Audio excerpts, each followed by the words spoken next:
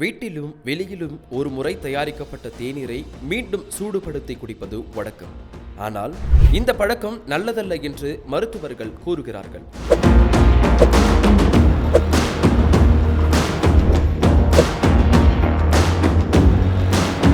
Journal of food சயின்ஸில் வெளியிடப்பட்ட ஒரு ஆய்வில் இதுபோன்று தேநீரை மீண்டும் சூடுபடுத்தி குடிப்பதால் 3 வகையான உடல்நல பிரச்சனைகள் ஏற்படும் என்று எச்சரிக்கின்றன. அடிக்கடி டீயை சூடாக்கினால் அதன் அமிலத்தன்மை அதிகரிக்கும். இது நெஞ்செரிச்சல், இரைப்பை அழற்சி போன்ற பிரச்சனைகளை அதிகரிக்கக்கூடும். அதோடு செரிமானத்தையும் கெடுக்கும். அளவாக டீ குடிப்பதன் மூலம் நமக்கு இதய ஆரோக்கியம், செல்களின் சேதம் தவிர்ப்பு போன்ற நன்மைகள் கிடைப்பது அதில் நிறைந்துள்ள ஆக்சிஜனேற்றியின் மூலம்தான்.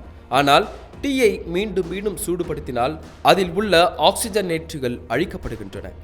இதனை குடிப்பதால் ஒரு நன்மையும் நமக்கு கிடையாது.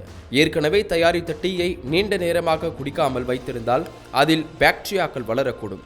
மீண்டும் சூடுபடுத்தினாலும் இந்த பாக்டீரியாக்கள் இறக்காது.